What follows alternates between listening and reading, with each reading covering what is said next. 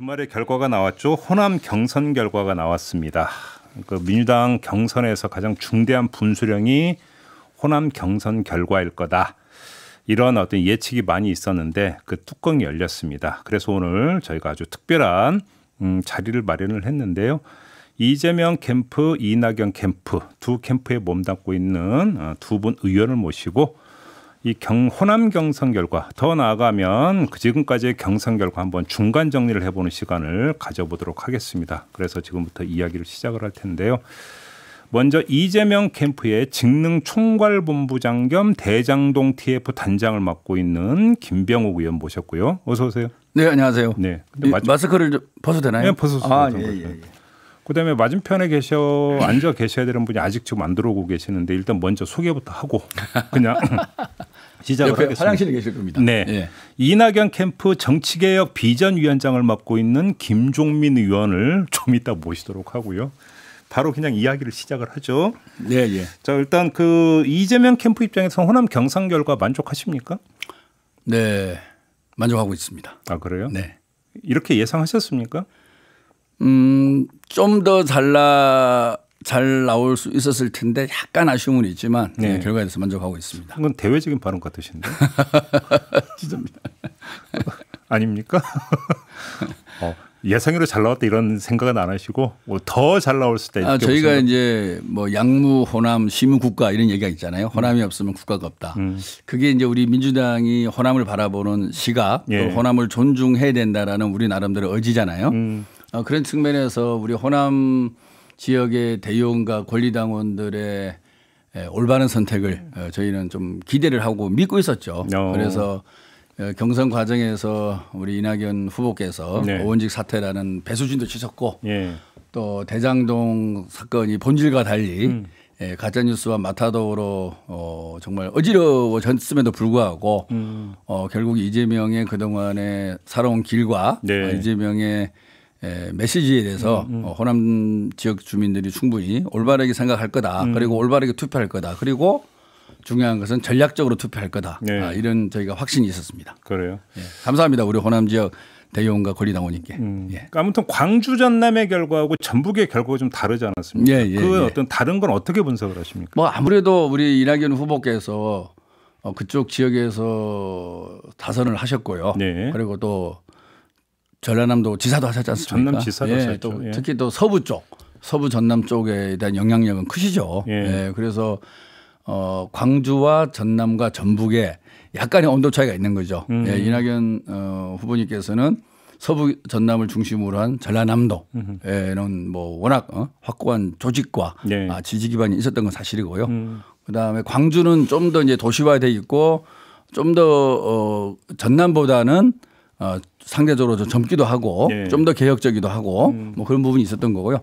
전북은 뭐 우리 정세균 총리님께서 또 사퇴도 내셨고 또 기존에 우리 지역의 활동가들도 열심히 뛰어오셨고 해서 전북이 제일 좋을 거고 그다음에 광주 그다음에 전남일 거다라고 생각했는데요.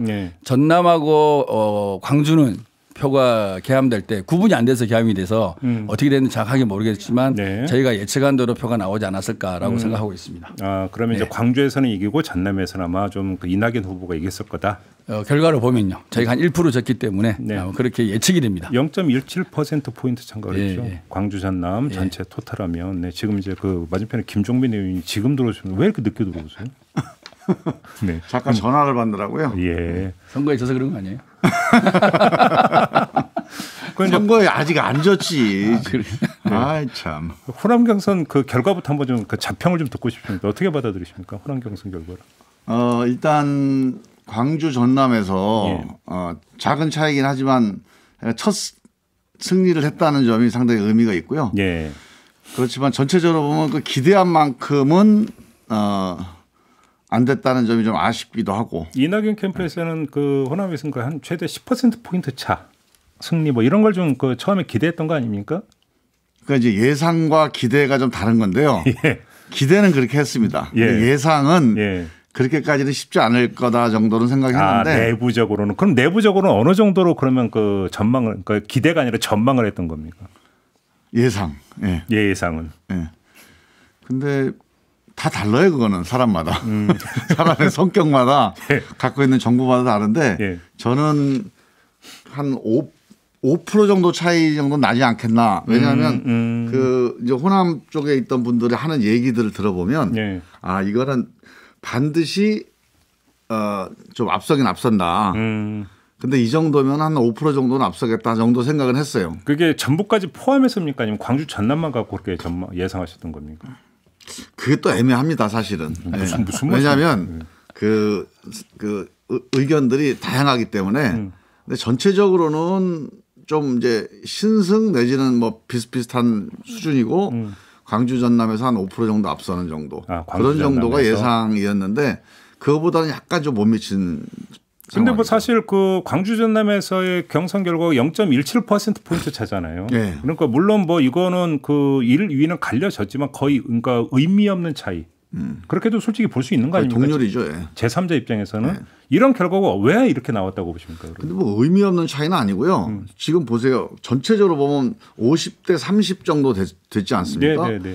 근데 광주 전남에서 동률이 나왔다는 거는 상당한 의미가 있는 그걸 기준으로 하면 그렇죠. 그럼요. 예. 그걸 기준으로 하고. 근데 다만 이제 그 표차만 놓고 0.17이라는 표차만 놓고 보면 저는 그 참여에서만 말씀드리고. 표차는 큰 의미는 없고 그렇죠. 동률 수준이 나왔다는 것 이게 전체적인 경선의 흐름상 상당히 다른 일종의 이제 이게 마일스톤에 해당되는 이제 이정표에 해당되는 그런 수치이기 때문에 그런 점의 의미가 있다고 봐야 되고. 0.몇% 그 차이 자체가 큰 의미는 없다고 봅니다. 조금 전에 의원님이 들어오시기 전에 김병욱 의원께서 그 말씀하시다가 이제 의원님이 들어오셨는데 이제 두 가지 요인이 있었습니다. 하나는 이낙연 후보가 의원직 사퇴라고 하는 배수진을 친 게 하나가 있었고 또 한 가지는 호남 경선에서 이제 뭐 투표가 이루어지는 과정에서 이른바 대장동 개발 의혹이 본격적으로 이제 제기가 됐었고 그것이 진실 여하와는 상관없이 이재명 후보 입장에서 악재였었는데 이 두 가지 요인인데도 불구하고 호남에서 이런 결과가 나왔다라면 오히려 이재명 후보 쪽 입장에서는 이재명을 선택한 거 아니 이런 식으로 또 해석할 여지도 있을 것 같은데 어떻게 보십니까, 김종민 의원께서? 그 자꾸 이제 이재명 후보가 이제 뭐 이겨야 된다 또는 이제 이기고 있다 이런 주장을 이제 강조하는 그런 입장이고요. 기본적으로 전체적으로 50대 30의 그런 격차에서 호남이라고 하는 게 대체로 어떤 선택을 했냐면 민주당에 될 사람, 민주당에서 이제 앞으로 우리 민주당을 대표해야 될 사람들을 결정하거나 그렇죠. 아니면 그런 사람을 뽑아주는 그런 전략 투표를 했던 지역이에요. 그렇죠. 근데 그럼에도 불구하고 50대 30이라는 상황에서도 이게 이제 동률이 나왔다는 것은 민주당의 핵심 그 지지 세력이 아직도 이재명 이낙연에 대해서 상당히 확실하게 무게추가 기울었다고 경쟁적으로 보고 있다. 김병욱 의원님의 취지에서 이제 좀 의미 있게 보자는 거죠. 저도 광주 전남의 경선 결과에 대해서 나름대로 우리도 더 열심히 뛰어야 된다. 그리고 호남의 정신을 좀 더 새기면서 경선에 임해야 된다. 그리고 우리 활동가들 또 선거운동 열심히 하시는 분들도 좀 더 겸손하고 좀 더 겸허하게 국민에게 다가서야 된다. 그런 메시지를 줬다고 생각합니다. 하는데 이제 전반적인 큰 흐름은 아까 말씀드렸지 않습니까? 저도 이제 본회의장에 있었는데 이낙연 대표님께서 의원직 사퇴 마지막 말씀하셨잖아요. 좀 마음이 찡하더라고요. 그리고 호남 주민들한테도 상당히 뭐 동정이라 그럴까? 그다음에 좀 연민의 정을 느끼겠구나 그런 생각을 했습니다. 그리고 이제 대장동 사건이라는 게 어제 이제 곽상도 아들 50억 수수로 이제 많이 전환이 되리라고 보는데 사실 본질은 구 토건 세력과 한국당 세력이 민영 개발을 통해서 이익을 독식하려다가 이재명 시장한테 발칵이 된 거거든요. 그러면서 이재명 시장이 공영 개발을 시도하고 공영 개발 시도도 또 성남시 의회에서도 막고 여러 가지로 이제 장애가 있다 보니까 결국에 이제 민관 50도 50으로 개발한 게 그게 본질이거든요. 이런 것들이 알려지지 않은 상태 속에서 경선이 치러졌고 그럼에도 불구하고 어제 전북에서 거의 18% 정도의 큰 차로 이긴 걸 보면은 광주 전남의 민심은 아까 말씀드린 대로 뭐 의원직 사퇴, 대장동권 그리고 우리 이낙연 후보님께서 전라도 지사도 하셨지 않습니까? 또 거기서 국회의원도 3선인가 4선 하셨고 뭐 이런 걸 모든 것을 감안해서 바라본다 그러면 저는 뭐 이재명 후보가 상당히 선전을 한 것이고 그 정신은 우리 김종민 의원님도 인정하듯이 다음 대선에서 이길 수 있는 필승 카드 과연 누구냐 이재명으로 응답을 해줬다 이렇게 분석을 하고 있습니다. 우리 김종민 의원님 한번 반론 들어보겠습니다. 제가 보기에는 이제 이재명 후보에 대한 이재명 대세론이라고 하는 게 이제 우리 당에 지금 있는 거거든요. 한 50% 정도의 지지를 받고 있는 건데 그게 이제 현실인 거는 뭐 그거는 분명한 거고요. 그런데 이제 지금 아까 그 의원직 사퇴 그다음에 대장동 이런 요소가 영향을 미쳤다라고 말씀하셨는데 그건 이제 요소예요. 그 영향을 미친 요소인데 네. 그렇게 해서 형성된 광주 전남 민심의 핵심이 뭐냐. 그거에 대해서 저는 어떻게 들었냐면 이거 그냥 여기서 끝내기는 조금 불안하다. 이게 그 광주 전남 민심의 핵심이었습니다. 왜 양쪽 이낙연 이재명 두 후보에게 같은 거의 비슷한 표를 줬느냐. 여기서 그냥 이재명으로 쫙 몰아가지고 그냥 끝내버리면 되는데 네. 왜 이걸 비슷한 표를 줬느냐. 거기에는 이제 그 대장동 사건에 대한 뭐 불안감 혹은 그 알겠습니다. 이낙연 후보의 의원직 사퇴에 대한 어떤 동정표 이런 것들이 영향을 미쳤는데 그런 것들이 영향을 미치면서 모아진 어떤 한 민심의 핵심은 여기서 그냥 이 경선을 끝내기에는 뭔가 좀 조금 더 봐야 되겠다. 여기서 제가 긴급 의사진행 발언을 하나 하겠습니다. 지금 제가 이야기하다 보니까 자연스럽게 대장동 이야기가 나오는데 제가 이 말씀에서 잠깐만요. 네. 이 본방은 시간이 워낙 제한됐기 때문에 앞으로 한 6분 정도밖에 안 남았어요. 그래서 지금부터 6분 동안은 경선 이야기로만 집중해서 하고 깔끔하게 끝내고 저희가 본방 끝나고 바로 또 유튜브 연장 방송이 이어집니다. 여기서 대장동 이야기를 한번 집중적으로 하시면 어떨까요? 좋습니다. 자, 그렇게 정리를 하는 걸로 하고 그러면 경선 관련해서 이야기를 약간 바꾸겠습니다. 그래서 요거 잠깐 마무리 지면 그래서 이번 그 광주 전남 경선의 중요한 점은 결선 투표가 필요하다라고 하는 호소가 그게 먹힌 거예요. 제가 바로 그 질문 드리려고 그래서 했는데. 이제 제가 보기에는 이 민심과 또 이 쟁점이 앞으로 살아나느냐 아니면 이게 결선 투표가 필요하다고 하는 주장도 있지만 지금 여기서 좀 1차에서 격리를 해야 된다라고 하는 민심이 더 강하냐. 이게 이제 나머지 2차, 3차 슈퍼위크의 그 선거인단에 어떤 영향을 미칠 거냐.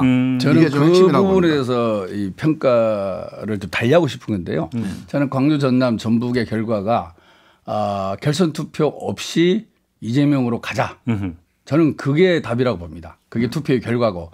왜냐 그러면은 지금 이미 11만 표 벌어져 있지 않습니까? 광주 전남 하기 전에.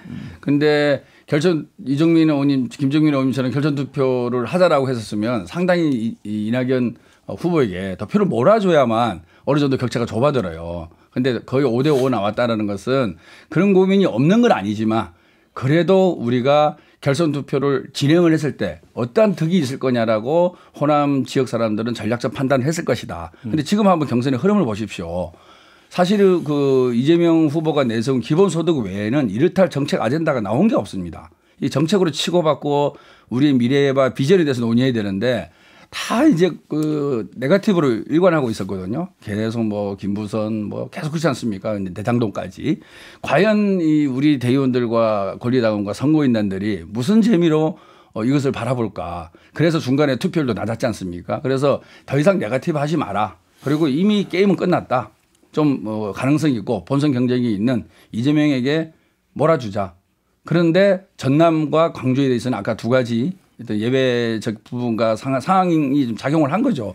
그렇지만 또 전북에서는 확연하게 또 표가 나눠져 있지 않습니까? 그래서 저는 이번 광주, 전남, 전북을 거치면서 우리 민주당을 지지하는 사람들의 마음은 모아졌다. 결선 투표하는 것 자체가 우리 스스로의 치부를 드러낼 가능성이 많은 거고 네거티브와 이런 부정적 요소로 인해서 길어지봐야 서로 도움이 안 된다. 결선 투표 없이 본선에서 이길 수 있는 후보 이재명으로 가자라고 투표를 했다라고 해석을 하고 있습니다. 이제 그렇게 해석을 하시는 건 좋은데 저는 이제 약간 위험하다고 보는 게 이 결선 투표나 투표 행위를 선거 운동을 이게 소모적으로 보는 시각 이거는 좀 문제라고 봐요. 저는 지금 이 상태에서 그냥 이건 이제 끝났다고 덮어버리잖아요. 넌 별로 안 좋다고 봅니다. 그거는 어떤 후보가 되더라도 좋지 않은 흐름이에요. 저는 지금 말씀하셨듯이 지금 기본소득 문제도 상당히 이제 우려를 하고 본선 가면 상당히 큰 쟁점이 될 것 같은데 토론할 수 있습니다. 여기에 대한 논쟁이 제대로 안 되고 있어요. 그래서 이런 문제들, 정책적인 논쟁들을 조금 더 좀 적극적으로 하고 그리고 또 하나는 지지자들 간에 지금 이제 이낙연 후보를 지지하거나 이재명 후보를 지지하는 사람들 간에 지금 상당히 극단적인 이제 뭐 서로 간의 감정이라든가 아니면 이제 갈등 같은 게 지금 물론 뭐 어느 선거나 다 이런 게 있긴 한데 이런 부분들을 우리 지도자들이 특히 후보들이 좀 감싸안고 소화해내고 좀 이거를 풀어나가면서 이 경선이 좀 승화돼야 되는데 그런 점들에 대한 노력이 좀 없어. 그래서 저는 남은 기간 동안에라도 최선을 다해서 후보들이나 지지자들이 정말 여기서 우리가 에너지를 하나로 모아나가는 이런 경선으로 저도 100% 동의합니다. 경선으로 나아가는 쪽으로 가야지. 끝났다는 얘기는 말씀은 잠깐 제 얘기만 들어보세요. 끝났다는 얘기는 잠깐 제 말씀 좀 들어주세요. 1분 남았습니다. 1분 남았기 때문에 마무리해 주셔야 돼요. 간단하게 마무리해요. 끝났다는 얘기는 뭐냐면 이낙연을 지지하는 30% 35%의 이 사람들의 에너지를 무시하거나 아니면 누르는 거거든요. 이 에너지를 어떻게 같이 하나로 모아나갈까를 가지고 나머지를 고민해야지 그 과정에서 결선 투표가 누가 최종 후보가 되든 정말 에너지를 모아나가는 그런 중요한 절차나 과정이 될 수 있는 거예요. 자, 네, 저희가 본선에서 이기기 위해서 원팀을 반드시 만들어야 되죠. 만들기 위해서는 후보와 그리고 각 캠프에서 중요 직책을 맡은 사람들의 행동과 발언이 아주 중요하다고 생각합니다. 자, 마무리해 주시고요. 네, 그런 면에서는 지금부터라도 우리 민주당 내의 경선에서 네거티브나 확인되지 않은 의혹 제기보다는 아까 말씀하신 대로 기본소득이라든지 우리 미래 비전에 관련해서 좋은 정책들이 많이 있지 않습니까? 자, 스톱. 본격적인 정책 경쟁하기를 기대합니다. 스톱. 네, 여기서 마무리하고요. 갑자기 뜨거워지는데 이제 마무리해야 되니까 본방은 여기서 마무리하고. 그런가요? 못하신 말씀이 많은 것 같은데 유튜브에서 한번 좀 이어가 보도록 하고요. 일단 그러니까 1차 토론은 이렇게 마무리를 하도록 하겠습니다. 네. 유튜브 연장 방송 오늘 한 1분 정도 빨리 시작을 합니다. 왜냐하면 본방을 바로 이어가기 때문인데요. 조금 전에 본방에서 이낙연 캠프의 김종민 의원, 이재명 캠프의 김병욱 의원 두 분과 함께 호남 경선 결과에 대해서 이야기를 쭉 나눠봤는데요. 두 분이 막판에 좀 뜨거워져가지고 못한 경선 이야기 좀 마무리하고 그다음에 또 경선 이야기하면서 자연스럽게 묻어나왔던 게 대장동 개발 의혹인데 요거에 대해서 이제 두 분의 좀 시각차가 좀 있는 것 같아서 요 얘기도 좀 집중적으로 좀 한번 해보도록 할 텐데요. 김종민 의원께 다시 먼저 마이크 드릴게요. 못 하신 말씀이 어떤 겁니까? 그래서 결선 투표 가야 된답니까? 갈 거라고 전망하시는 겁니까? 저는 이제 그 결선 투표를 가고 안 가고를 떠나서 지금 경선을 이제 이쯤에서 그만둬야 된다. 이거는 바람직하지 않다고 봐요. 왜냐하면 기본적으로 지금 한 35% 정도의 이낙연 지지층이 있는 거거든요. 그리고 이제 이게 이번에 호남 경선을 보여주듯이 이 호남 경선 특히 이제 광주 전남에서 거의 동률이 나왔단 말이에요. 그러면 2차 선거인단 그다음에 수도권에 있는 여론 이런 데 영향을 좀 미칠 수가 있는 건데 그렇죠. 저는 최선을 다해서 이 경기가 잘 그리고 내용 있게 마무리되도록 하는 게 우리 당을 위해서 되게 필요한 거거든요. 경선이. 네. 그래서 지금 이렇게 막 양쪽에 이제 지지하는 분들이 서로 이렇게 갈등이 있고 좀 서로 막 이렇게 안 좋은 상태에서 이게 경선이 확 그만둬 버리게 되면 특히 이제 이낙연을 지지하는 분들이 이제 이 상처가 치유되지 않고 그냥 본선에 간다는 거는 당을 위해서도 안 좋습니다. 그래서 저는 결과에 대한 거는 사실은 모르는 거예요. 선거는 뚜껑 열어봐야 아는 거니 끝까지 가는 거고 이 과정에서 결과와 관계없이 우리 당이 최선을 다해서 이 아름다운 경선 또는 의미 있는 경선이 되도록 양쪽이 노력을 할 필요가 있다. 그리고 끝까지 가는 거 그냥 이낙연 후보가 끝까지 경선에 임하면 되는 거죠. 그렇죠. 그래서 이제 그런 점에서 저는 뭐 끝났다. 그만하자 이런 얘기는 바람직하지 않다. 끝나다 그만하자 얘기는 아무도 안 했고요. 지금까지의 투표의 결과를 보면 결선 투표 없이 이재명을 우리 민주당의 후보로 선택하자라는 권리당원과 대의원들 선거인단의 표심이 그렇게 되지 않았는 제가 해석을 하는 것이지 제가 주장을 하는 것은 전혀 아니라고 보고요. 언론 같은 이제 그런 얘기죠. 10월 3일 2차 슈퍼위크인가? 이제 여기서 이제 그 결과가 어떻게 나오느냐에 따라서 사실은 뭐 경선판이 결국 결정되는 거 아니냐. 그런데 이건 이제 언론의 화법이고. 아니 근데 제가 보기에도 지금 남아 있는 선거인단이 한 100만 명이 돼요. 그러니까 지금 투표한 사람보다 앞으로 투표할 사람이 더 많거든요. 네네. 그래서 저는 2차 슈퍼위크가 이제 그 분기점이 되지 않겠습니까? 근데 저희가 이제 거기에서 방향이 어떻게 결정되느냐가 큰 의미가 있겠죠. 선거 관련돼서 이제 여론조사도 하고 그다음에 투표도 하지 않습니까? 이 모집단이 크면 클수록 여론조사에 수렴해요. 한 번도 그거는 바뀐 적이 없거든요. 그러니까 대의원 투표나 권리당원 투표는 어느 정도 조직력과 지역 현장의 영향이 없잖아 있죠. 근데 선거인단은 거의 국민들 상대로 모으는 거 아니겠습니까? 선거인단은 거의 저는 여론조사에 수렴한다. 그럼 현재 여론조사의 결과를 좀 존중하면서 전략을 짤 필요가 있다 생각하고요.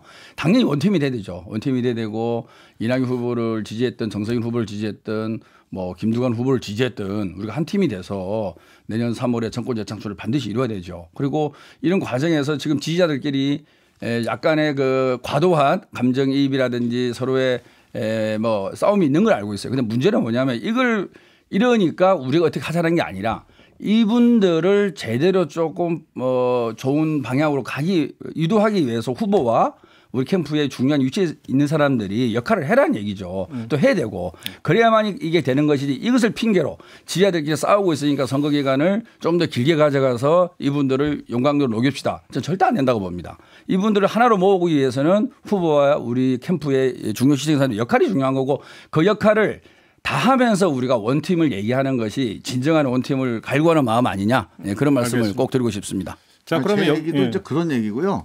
저는 이제 이 후보, 특히 후보가 중요하다고 봅니다. 그렇죠. 후보가 어떤 자세를 취하느냐, 특히 이제 또 후보 캠프에 있는 중요한 그렇죠. 정치인들이 이 지지자들과 함께 이게 우리 민주당 쪽으로 하나로 이렇게 단합할 수 있도록 계속 그런 에너지로 노력하는 거. 이게 남은 기간 동안에 되게 중요한 거고 그래서 저는 정책 논쟁을 좀 활성화하고 정책 논쟁을 상당히 생산적으로 하는 노력이 되게 필요하다. 이런 점을 말씀드린 거고 아까 이제 여론조사 말씀하셨는데 저는 여론조사가 되게 중요한 지표긴 해요. 특히 이제 한 200만, 300만 정도 되는 선거인단일 경우에는 그런데 여론조사가 변할 수 있다는 거를 꼭 기억을 하셔야 돼요. 이번에도 광주 경선도 보면 실제로 이게 광주라서 뭐 광주 전남이라서 원래 이낙연 대표가 많았던 데가 아니고 2주 전만 열흘 전만 해도 15% 이상 이재명 지사가 높았던 데입니다. 그게 3% 심지어는 이낙연 대표가 5% 높은 여론조사 나올 정도로 변화된 거거든요. 그래서 여론조사도 변화 가능성이 있다라고 하는 그런 이제 겸허한 자세를 갖고 당연하죠. 가셔야 된다. 알겠습니다. 그러면 여기서 잠깐만요. 여론조사가 변할 수 있죠. 또 여론조사가 잘 나오게끔 더 열심히 해야 되는데 여론조사를 변화시키기 위해서 네거티브라든지 불확실한 의혹을 증폭시키는 행위를 해서는 안 된다는 말씀을 꼭 드리고 싶어요. 자, 그러면 여기서 여론에 영향을 미칠 수 있는 요인 얘기로 좀 넘어가죠. 예. 대장동 요인이 김종민 의원님께서 그럼 먼저 여쭤보겠는데요. 대장동 요인이 여론을 다시 움직일 수 있는 중요한 요인이라고 보십니까? 대장동 요인이 지금 여론에 영향을 미치고 있죠. 당연히. 그래요? 예, 지금 뭐 광주 전남 경선에서 상당히 이제 이게 동률 비슷하게 원래 5대3 구도에서 동률 구도가 나왔던 이유도 아마 거기에 대한 우려 같은 게 좀 있었을 거라고 봐요. 네. 그게 전부는 아니었겠지만. 예. 그래서 저는 이건 뭐 이재명 후보도 상당히 이제 민감하게 대응을 할 거고 받아들이겠지만 사실은 이재명 후보 개인의 문제가 아니라 우리 당 입장에서도 상당히 이거는 이제 좀 잘 제대로 대응을 해서 이게 우리 당이 경선뿐만이 아니라 이후에 본선에서도 크게 이제 쟁점이 될 것 같은데. 그러면 이낙연 후보가 이제 그 이재명 후보를 향해서 불안한 후보라는 표현을 여러 번 쓴 적이 있는데 그 불안함을 구성하고 있는 요인 중에 하나가 대장동일 수도 있다 이렇게 지금 보시는 거죠? 그게 이제 그 여러 가지가 있겠죠. 네. 이제 정책적으로도 너무 이제 뭐 새롭긴 하지만 검증되지 않은 이제 기본소득 같은 정책이 너무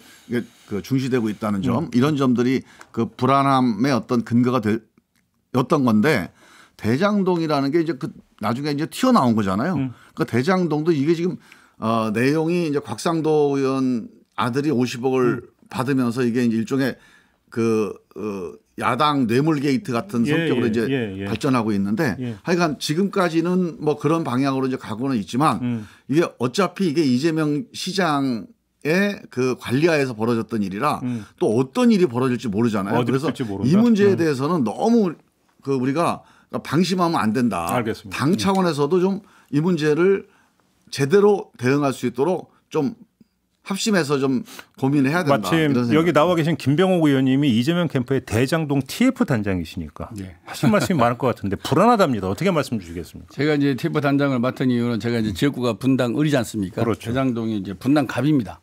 제 지역구랑 붙어 있는 지역이고 그래도 우리 당에 있는 현역 의원 중에서 실질적으로 과거부터 쭉 제 눈으로 봐왔으니까 제가 좀 더 현실감 있게 접근하지 않을까 싶어서 단장직을 맡으라고 요구를 한 거고 지금 하고 있습니다. 그러니까 대장동이라는 지역이 지금은 이제 판교랑 연계지어 생각하잖아요. 사실 그때 2015년 그 즈음에서는 대장동이 되게 뭐랄까 거기에 송유관 공사도 있습니다. 그러니까 그 정도로 좀 고지대에서 산도 많고 되게 접근성이 지금은 이제 택지 개발을 해서 도로도 많이 닦았고 이래서 접근성이 좋아졌는데 과거에는 좋지 않았고요.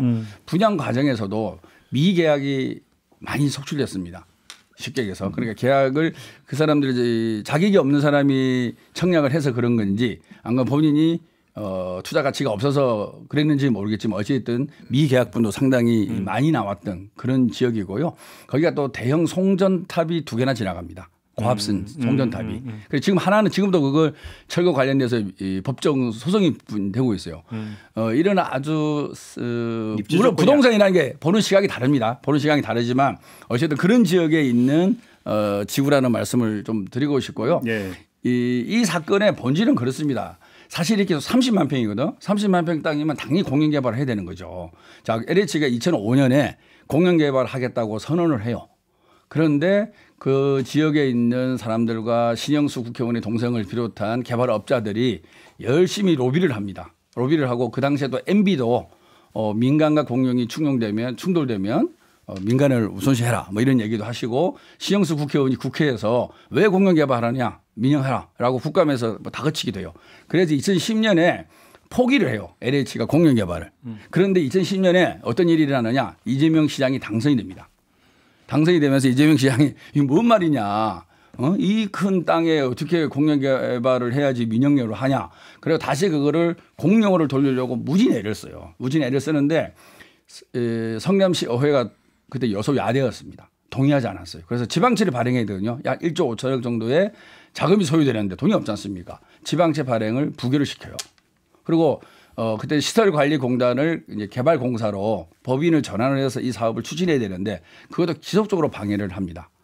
그 이후로도 계속적으로 모든 일에 방해를 하게 돼요. 그래서 결국에는 이재명 시장이 이거는 독자적으로 추진하기는 어렵다. 그래서 민간 사업자 공모를 해서 5대5라는 절충안을 내게 되죠.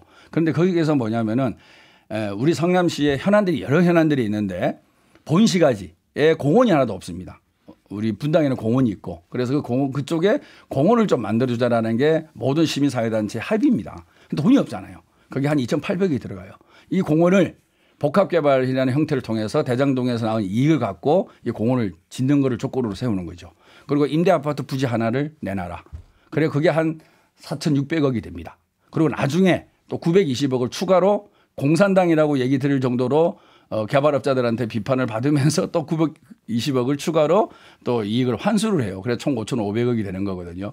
이 사건의 본질은 뭐냐면은 대규모 택지 개발을 통해서 이익이 날이라고 예상을 하는 거죠. 근데 이익의 폭을 모르니까 일종의 확정 이익으로 접근을 한 거죠. 이익이 날이라고 예상하는 공영 개발을 민간 개발업자와 국민의힘 정치 세력과 기득권자들이 함께 모여갖고 공영 개발을 저지하고 민영 개발로 가려는 것을 이재명이가 나타나서 저지한 거고 소위 말해서 그 타협점이 5대5였고 이런 과정 속에서 일어난 일입니다. 알겠습니다. 그렇기 때문에 저는 이게 지방자치단체장으로서 용기 있게 그리고 또 지혜롭게 또 그 당시에 부동산 시장을 감안한 상당히 아주 잘 선택한 베스트 초이스였다라는 예, 말씀을 먼저도 꼭 드리고 싶어요. 진행 좀 그 효율성을 일단 그러니까 좀 두 가지로 나눠서 지금부터 진행을 했으면 좋겠는데요. 지금 제가 모신 두 분은 국민의힘 의원 대 민주당 의원이 아니라 두 분 모두 민주당 의원이시기 때문에 두 갈래로 나눠서 얘기를 하죠. 첫 번째는 뭐냐면 조금 전에 김종민 의원이 제기하셨던 이게 이재명 후보에게 미칠 수 있는 영향. 그래서 결과적으로 민주당의 대선 결과에 미칠 수 있는 영향의 그 주 요인이 뭐가 있을 수가 있느냐. 이걸 하늘을 먼저 짚고 그다음에 어제 이제 주택에 나왔던 곽상도 의원 아들의 50억 퇴직금이라고 하는 것도 상당히 의미가 있는 거니까 그건 좀 이따 이제 마지막으로 짚는 걸로 하고 먼저 민주당의 이재명 후보에게 미칠 수 있는 영향이 있다라고 하는 우려를 하셨잖아요. 그 우려의 근거를 먼저 한번 좀 말씀해 주세요. 지금 이제 김병우 의원이 말씀하신 것까지는 별 문제가 없어요. 문제는 그 이후입니다. 네. 그 이후에 이제 그때부터 무슨 일이 벌어지냐. 화천대유라고 하는 업체가 등장을 해요. 네.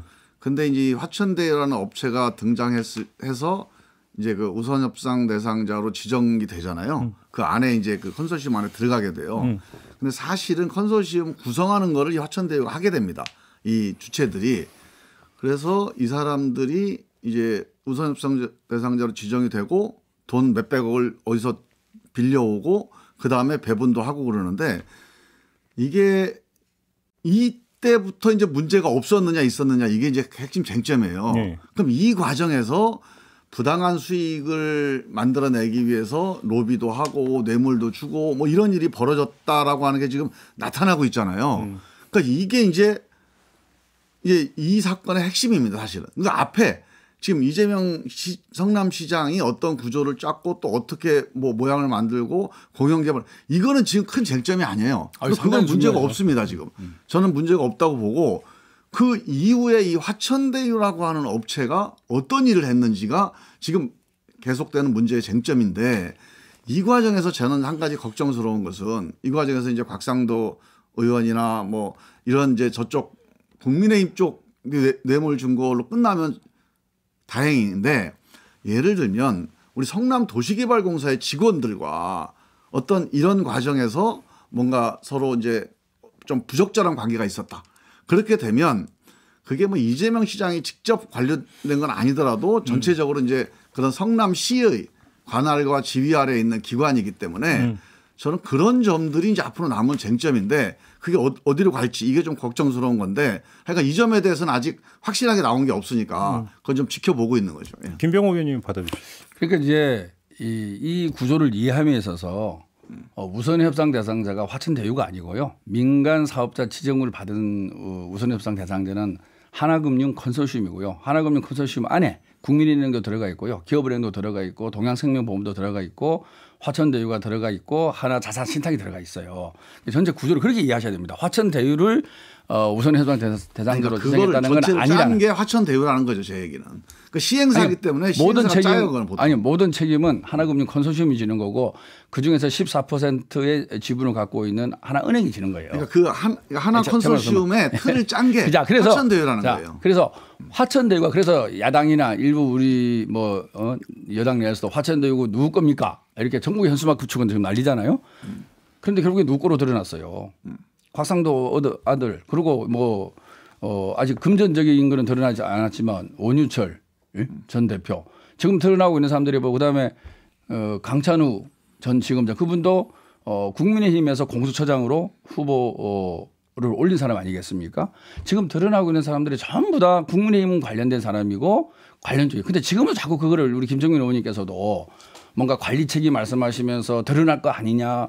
물론 그 우려를 하는 건 무슨 뜻인지 알겠습니다. 하는 거지. 근데 지금 있는 것까지만 갖고 평가를 해 줘야죠. 우리 같이 여당 의원은. 제가 말씀드린 우리 여당 의원은 지금까지 국민의힘 그 관련자들이 드러나 있는데 이걸 부각을 시켜야지 자꾸 왜 있지도 않은 미래를 갖고. 전형적인 네거티브예요.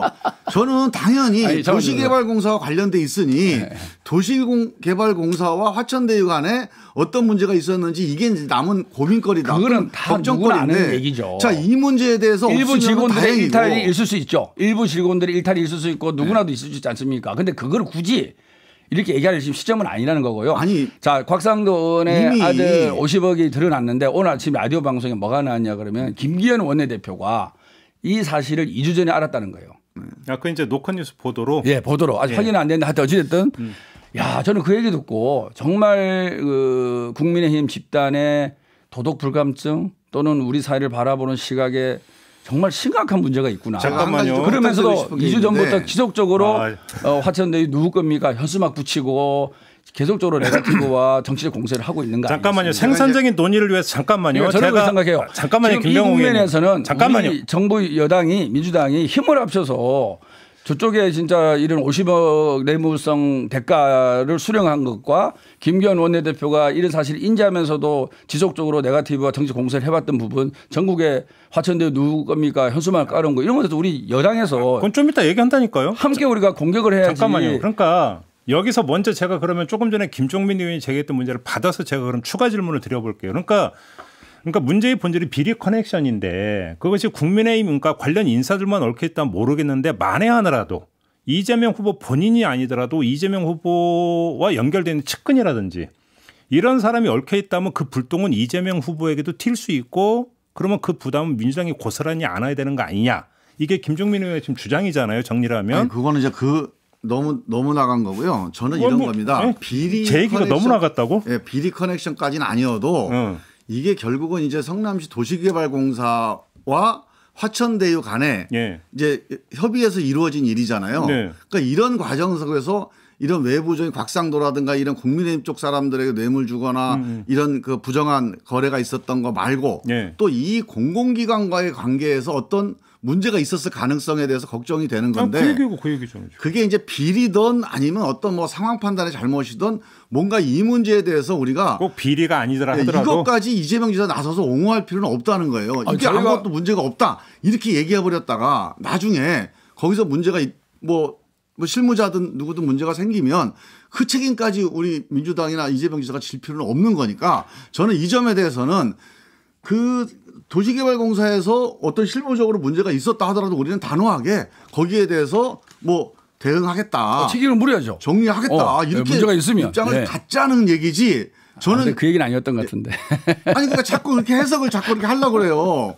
그러면 제가 한번 여기서 그러면 그 보충 질문을 드려볼게요. 잠깐만요. 잠깐만요. 그러니까 화천대유에 문제가 없다라고 얘기한 적 한 번도 없습니다. 그러니까 화천대유에 문제가 없다라고 얘기한 적 한 번도 없고 그 구조를 얘기한 거예요. 아니 그러니까 제가 부동산 개발 사업의 구조를 여러 번 이제 글을 올린 걸 보면 화천대유가 이렇게 수익을 올린 거는 정당한 거다. 구조상으로. 그러니까 그게 그렇게 구조상이 아니라 이 화천대유 행위 전체를 옹호하는 것처럼 오해될 수 있다는 얘기를 제가 드리는 거예요. 알겠습니다. 그러면 전혀 아닙니다. 김종민 의원과는 별개로 제가 그럼 김병우 의원께 이 질문 하나만 드려볼게요. 언론은 계속 그 고리로 유동규 씨인가요? 이분을 지금 계속 고리로 걸면서 집중 보도를 하고 있는데 이걸 어떻게 봐야 됩니까? 아마 그 당시에 그 친구가 본부장인가 뭘 하고 있었을 거예요. 이쪽 담당하는 업무를 하고 있었기 때문에 당연히 이재명 지사의 연결고리를 찾으려고 하는 정치 세력과 언론의 입장에서는 유동규 본부장에 대한 취재를 하는 것은 뭐 이해합니다. 그러면 거기서 뭐가 조금이라도 문제의 소재가 나올 가능성은 어떻게 보십니까? 그래서 저는 그러면 전혀 알 수가 없죠. 그래요? 그래서 예를 들어서 설령 그러면 그분과 관련해서 뭐가 나오더라도 그건 이재명 후보하고는 아무 상관이 없다? 이제 연결고리가 있으면 관계가 있지만 연결고리가 없고 단순한 개인의 비리나 개인의 일탈 행위가 나타난다 그러면 그건 어쩔 수 없는 거 아니겠어요? 우리가 대장동 건뿐만 아니라 모든 사회에 대형 공사 관련돼 보면 이런 사건들이 많이 일어나고 있지 않습니까? 사실 지난번에 LH 사태도 모든 택지개발 지구에는 이런 일이 일어나서 우리 분당 지역에 택지개발할 때도 제 기억으로는 20몇 명이 수사를 받고 몇 명이 구속된 적이 있었어요. 대부분의 택지개발 지구에는 이런 일이 일어납니다. 일어나는데 이것이 누구의 지시라든지 어떤 큰 그림 속에서 이루어지는 건 없고 다 직원들 개인의 일탈 행위죠. 자기의 자그마한 재량권을 잘못되게 쓰면서 자기 개인의 사적 이익을 추구하는 거 아니겠어요? 그래서 저희가 이해충돌 방지법도 만들고 국회에서 이제 부단히 노력을 하고 있고 지금 이제 이재명 기자도 얘기했지만 이런 공공개발 국민 이익 환수제를 제도적으로 한번 만들어 보자 이런 얘기를 하고 있지 않습니까? 저도 이번에 이걸 하면서 느낀 게 이게 3천만 평이에요. 30만 평이에요. 평당 100만 원만 가격이 올라가면 얼마인 줄 아십니까? 3천억이 올라가요. 200만 원 올라가면 6천억입니다. 이게 어마어마하게 이게 평당 가격의 일부 평당 가격의 변동으로 인해서 이익이 커지는 만일에 부동산이 안 좋았다. 그러면 반인들하고 손실이 엄청 커지는 거죠.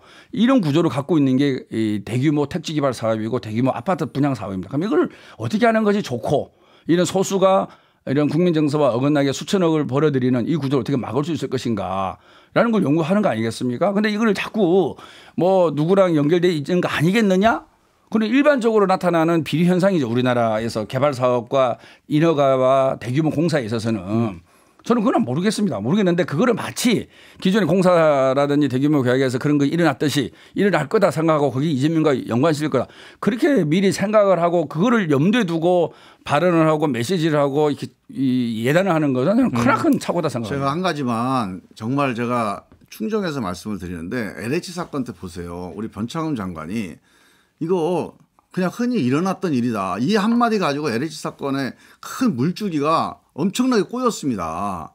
그 잠깐 그만뒀잖아요. 저는 이번에 이 사건에 대해서 이게 흔히 일어나는 개발 사업에서 일어난 일이다. 이 입장을 가지고 화천대유의 이 전반적인 이 수익 활동 또는 이 비즈니스 활동을 조금이라도 옹호하는 스탠스를 하면 안 된다. 당연하죠. 저는 이 얘기만 하는 거예요. 지금 전체적으로 이재명 지사가 관련돼 있지 않다. 이재명 지사는 결백하다. 이 주장을 하는 건 좋습니다. 그리고 그거는 우리 민주당 입장에서 해야 돼요. 그 단순히 이재명 지사 개인의 문제만이 아니에요.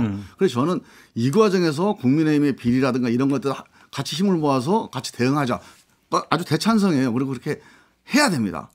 그런데 문제는 여기서 조금 더 한 발 더 나가서 또 반발 더 나가서 화천대유 활동 전체를 우리가 조금이라도 감싸거나 말을 보태는 거는 조심하자. 네. 거기까지만 하면 돼요. 다른 거 필요 없습니다. 그러면 대충 의견 통일 봤네. 그러니까 저는 이제 그게 우려가 지금처럼 이 개발 사업 전체가 있을 수 있는 이런 얘기가 자칫 잘못하면 국민들 입장에서는 화천대유 활동이 그냥 정상적인 활동이다라고 우리가 옹호하는 것처럼 오해될 수도 있다는 거죠. 그 야당과 일부 언론과 우리 일부 후보께서 그런 얘기를 했잖아요. 마치 이 그림을 미리 그려놓고 이렇게 이익을 얻은 거 아니겠느냐. 그게 절대 아니라는 거죠. 부동산 개발 사업의 구조를 내가 설명을 드린 거고. 야당에서 국민의힘에서 한 얘기고 우리 민주당 후보들이나 이낙연 후보가 이거를 이재명 지사가 그러니까 이게 지금 그런 거죠.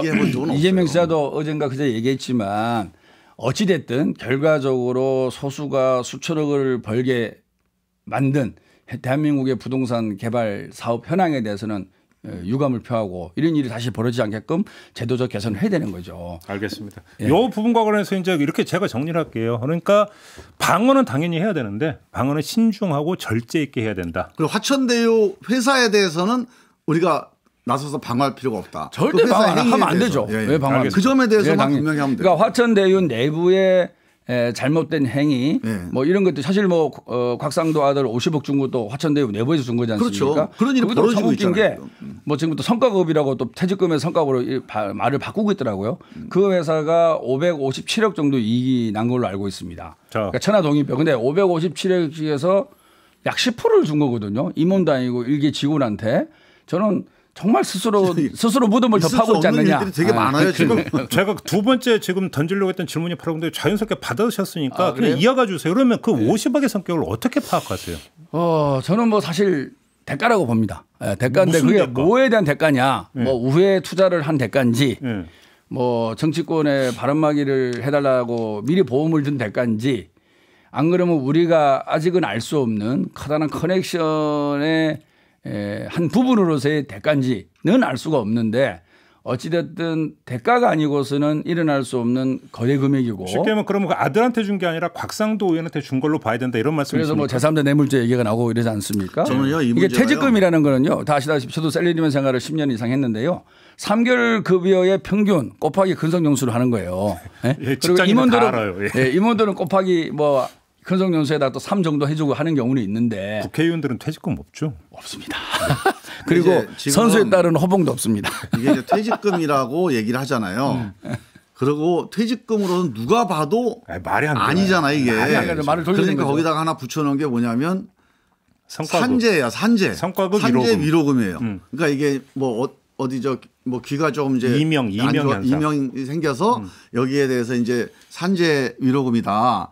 저는 이거야말로 완전히 작전이라고 봅니다. 어떤 점이었어요? 아니 그러니까 퇴직금이라고 하는 그러니까 말이 안 먹힐 것 같으니까 거기다가 이제 위로금이라는 거 하나 갖다 붙인 거고 기본적으로 50억은 저는 대가성 뇌물이다. 두 분이 똑같네. 근데 이 문제는 지금 예를 들어서 아까 뭐 우회 투자다 이런 보도도 있는데 저는 절대 아니라고 봐요. 우회 투자는 아니다. 예를 들어서 우회 투자를 한 1억을 했는데 50억을 주거나 비즈니스 세계에서는요.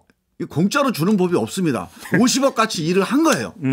누군가가. 그러니까 곽상도 의원이나 곽상도 의원 아들인데 예. 아들이 50억 같이 일하기 쉽지가 않습니다. 만약에 그 아들이 50억 일을 했다면 그 아들과 같이 일했던 직원들도 50억, 100억짜리 일을 한 사람이 있을 거예요. 근데 이 사람만 줬다는 것은 그 아버지가 일을 했다는 이제 그 추정이 가능해서 저는 반드시 수사해야 된다 이거는. 수사로 가야 된다. 네, 이건 100% 뇌물 혐의를 보고 수사를 해야 됩니다. 그래요. 그래서 저는 이런 거예요. 그 과정에서 사건 사고가 있지 않겠습니까?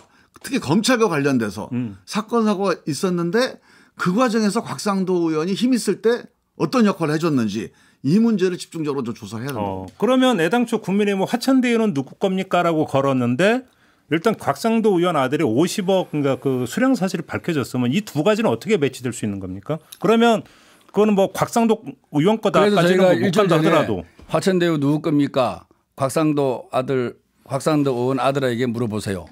원유철 의원에게 물어보세요. 이렇게 물어보세요. 예. 한 적이 있었는데요. 곽상도 의원이 그 박근혜 정부 시절에 민정수석으로 일했지 않습니까? 네. 그러다가 아마 2014년 말인가 아마 그만뒀을 거예요. 근데 아니 2013년 8월인가에 그렇죠. 그만두잖아요. 네, 그런가요? 예. 그리고 아들이 취직한 경우는 15년 3월이고요. 그럼 그 당시로는 정말 살아있는 권력이죠. 민정수석 자리는 그만뒀지만 네. 그리고 또 원유철 그리고 검찰에 이제 영향을 미칠 수 있는 사람이다. 이게 중요한 거예요. 원유철 전 대표도 뭐 친박이었고 그리고 이제 이 화천대유를 둘러싼 주변 세력들을 보면 그 당시 기득권 세력 특히나 이 법조 쪽에는 학연 지연을 다 동원을 해서 최대한 자기들의 보호막을 만들기 위해서 노력을 한 것 같아요. 사실 뭐 저도 같은 분당 을지역이지만 그쪽 사람들 아무도 몰라요. 그리고 우리 지역구에 김병관 의원도 몰라요. 김태현 의원도 몰라요. 그러니까 정치권은 다른 세상에 철저하게 우리가 민주당이라서 그런가요? 아니, 지역구 관리 너무 못하신 거예요? 아니 그 세상이 좀 달라요 거기. 예, 그래서 이 정치 권력은 순간순간에 바뀌는 거지만 법조 권력, 검사 권력은 영원하다. 뭐 이런 생각을 하고 있는지 대한민국의 헤게모니는 윤석열처럼 검찰이 지고 있다.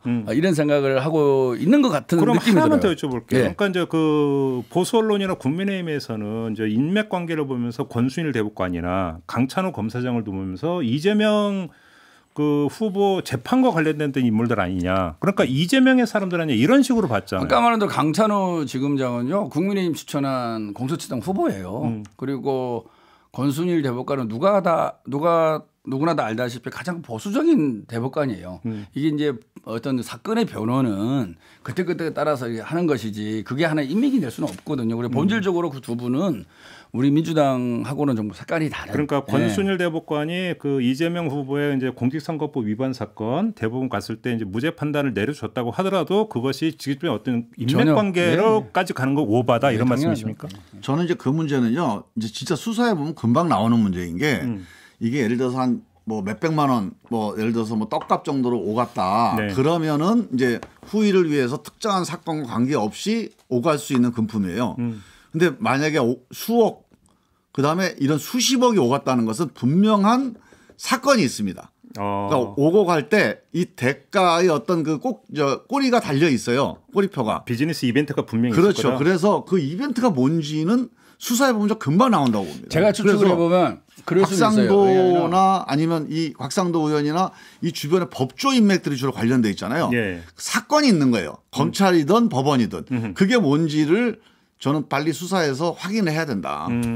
그 추측해 볼 수 있는 것은 아까 말씀드린 대로 이제 2005년에 LH가 공영 개발하기로 발표를 하거든요.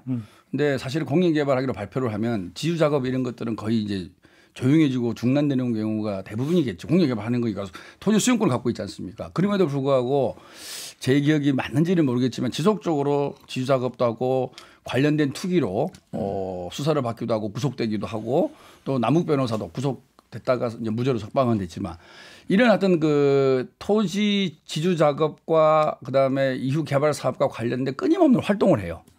활동을 하면서 사실은 봐보세요. 공유개발을 한 것을 이 사람들 활동을 한다는 것은 언젠가는 민영개발될 거라는 믿음과 확신 없이는 그렇게 돈을 투자하면서 못할 거 아니겠습니까? 비즈니스라는 게.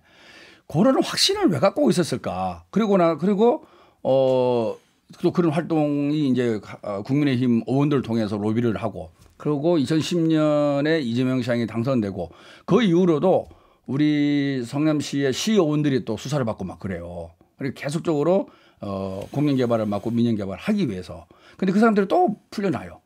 그래서 전체 그림으로 보면 뭔가 공영개발을 민영개발로 반드시 돌려야 되겠다. 그리고 이거는 큰 사업이다. 이런 속에서 끊임없는 거기에 대한 칼자루를 쥐고 있는 검찰 쪽의 편의를 얻기 위한 노력을 꾸준히 했다. 그런 것들이 지금 조금씩 드러나고 있지 않느냐. 그러니까 그리고 법조와 관련된 거라고 한다면 그래서 남모 변호사가 그래서 이제 기소가 되고 했던 일이 있지만 사실은 그거는 2심보 이제 그 판사가 최지영 지금 후보라고 하는 이제 보도도 나왔고 거기서 이제 무죄가 상고를 안 했기 때문에 무죄가 확정이 된 건 이 사업이 본격화될 때 2014년 훨씬 전이거든요.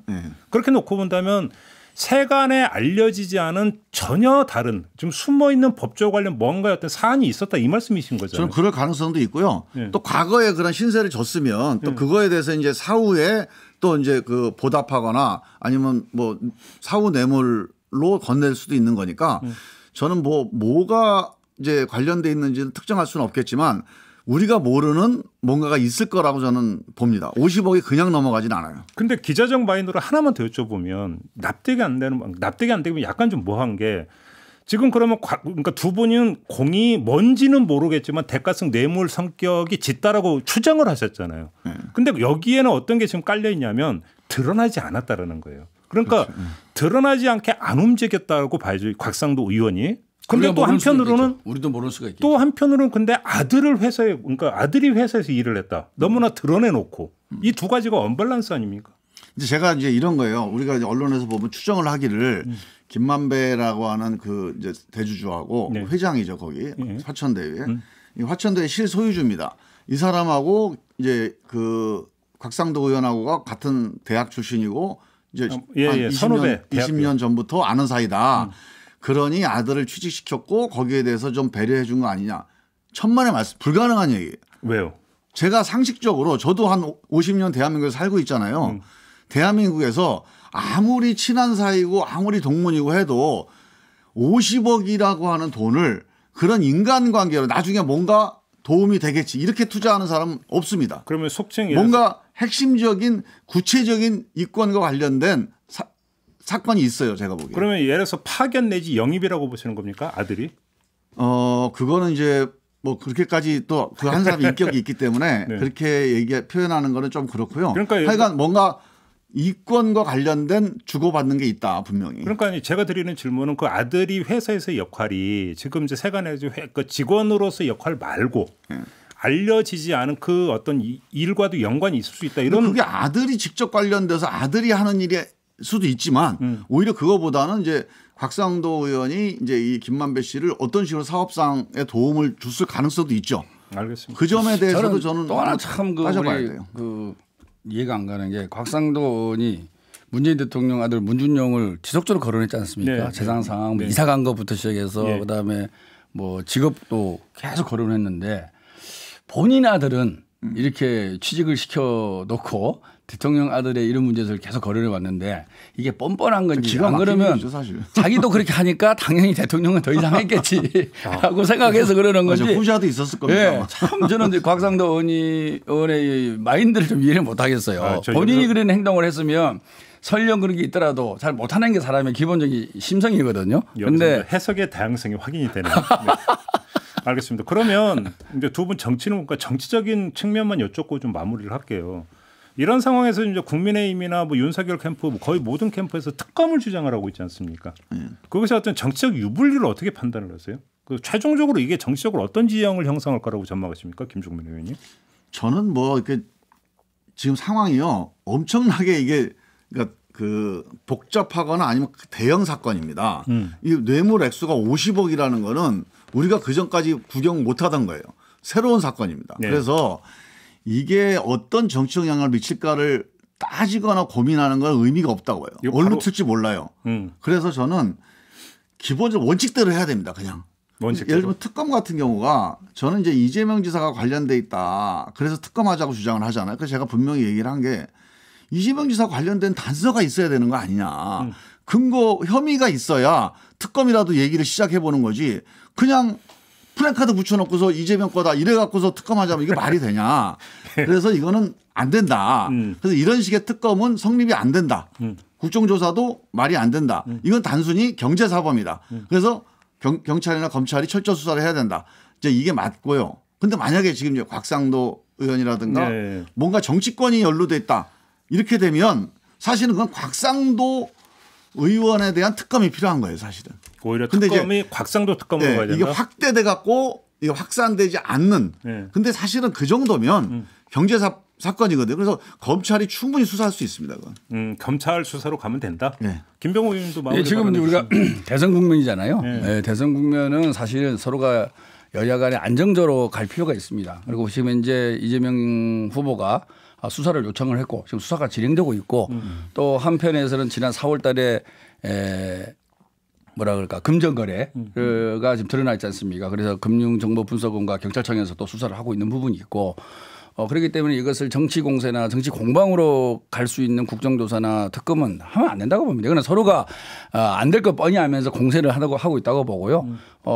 지금 우리가 수사 의뢰를 하고 있고 또 우리 후보가 관련돼 있으면 당연히 또 수사를 받아야겠죠. 근데 전혀 그런 것도 없고 카더라 소설만 쓰고 있는데 그게 근거해서 이런 식의 정치 공세에 대해서는 단호하게 거부하고 현재 진행되고 있는 수사에 적극적으로 협조하고 수사 속도가 빨라지기를 희망합니다. 이제 마지막으로 이건 이제 그 법사위원이시니까 그러니까 이제 본선이 시작이 되는 게 11월 초잖아요. 그러니까 국민의힘 그 대선 후보가 선출되는 게 11월 9일인가 지금 일정표상 그렇게 돼 있으니까 본선이 개시가 되는데 수사가 진행되는 거 좀 아니고 10월 말까지는 끝내야 되는 게 좀 가장 무난한 수인 것 같은데 그때까지 물리적으로 가능할까요? 어떻게 전망하십니까? 저는 이제 그게 약간 예민한 문제인데요. 네. 사건이 중하면 사실은 뭐 직접 후보와 관련된 거면 모르겠는데 사건이 중하면 저는 뭐 본선 시작과 관계없이 이제 수사가 진행될 수 있다고 보는데 저는 오히려 특검이나 국정조사는 협의하는데 한 달 이상 걸립니다. 그러니까요. 사실은 이거는 대선 때 수사하지 말자는 얘기랑 똑같아요. 그러니까요. 그래서 오히려 저는 지금 진행되는 수사를 속도를 좀 내서 기본적으로 이 선거와 관련돼서 이게 안개가 뿌연 거 이런 것들은 좀 정리정돈을 하고 나머지 실무적으로나 사업적으로 관련돼 있는 거는 좀 뭐 대선 관계없이 수사를 할 수도 있는 거니까요. 알겠습니다. 네. 이제 마무리해야 되는데 김병호 의원님께 죄송한데요. 그러니까 김종인 의원님께 따로 하나 여쭙게 있어서 그 언론중재법 있잖아요. 예. 어떻게 하기로 했습니까? 그러니까 결렬됐다는 보도까지는 봤는데 그럼 단독 처리합니까? 어떻게 합니까? 오늘 지금 최고위원을 하고 있습니다. 그래서 오늘 최고위원회에서 네. 대략 이제 오늘 처리 방향을 결정을 할 것 같아요. 그러면 그러니까 오늘 그 27일 처리로 안 갈 수도 있다. 아니요. 그러니까 오늘 원래 처리하는 게 기본 방침입니다. 그렇죠. 그런데 뭐 언론 보도는 아마 청와대에서 메시지로 나와서 아마 어려울 것 같다 이런 식으로 전망 기사가 많이 나오던데. 근데 이제 우려하는 목소리들이 많이 있는 건데 송영길 대표는 뭐 일단 원칙대로 하겠다 이런 입장인 걸로 알고 있어요. 최고위원 결과를 좀 봐야겠네요. 네. 알겠습니다. 자, 오늘 이렇게 좀 마무리를 해야 될 것 같습니다. 네. 앞으로 종종 이런 자리를 좀 마련을 해서 두 분을 모시도록 하겠고요. 이재명 캠프의 김병욱 의원, 이낙연 캠프의 김종민 의원 두 분과 함께했습니다. 고맙습니다. 네, 수고하셨습니다. 네, 저도 함께 물러가고요. 내일 아침에 다시 인사드리겠습니다. 고맙습니다. 네.